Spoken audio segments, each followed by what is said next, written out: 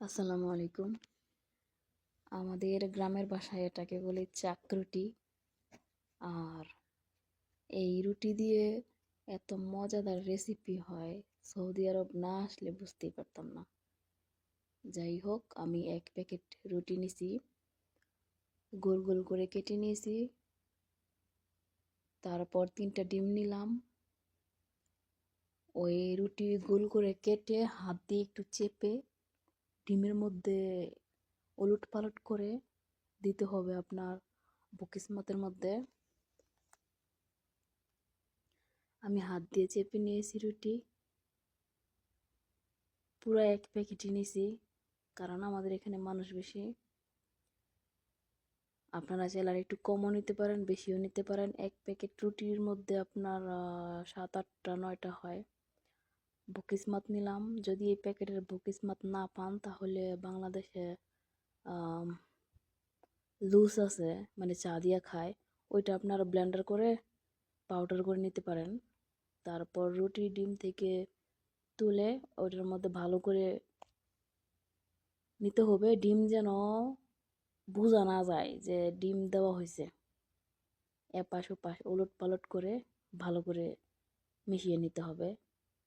তো এরকম করে প্রত্যেকটাই করে নিতে হবে।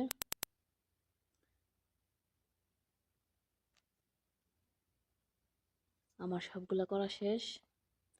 আমি চুলায় তেল বসাই দিলাম। এগুলো আবার তেলের মধ্যে ভাজতে হবে। মুরগি রান্না করে নিয়েছি সব ধরনের মশলা দিয়ে।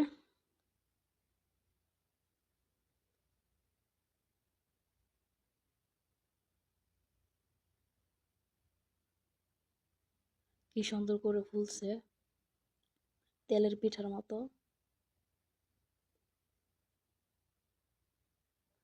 সবগুলো আমি ভেজে নিলাম।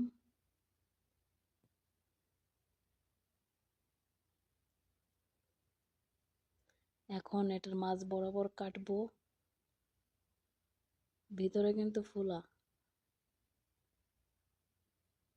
সবগুলো মাছ বরাবর কেটে নেব। প্রথমে একটু গরম তো, ঠান্ডা হোক।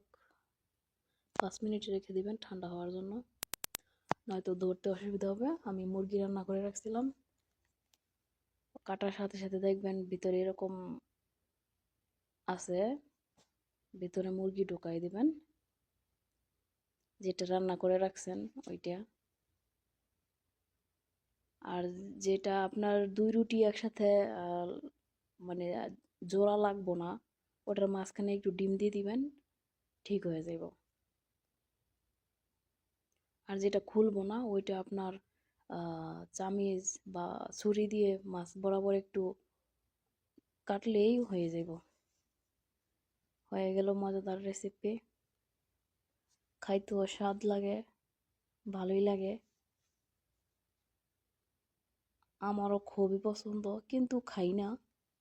তেলে ভাজা তো, তেল আর লবণ যত কম খাবেন শরীরের জন্য ততই উপকার।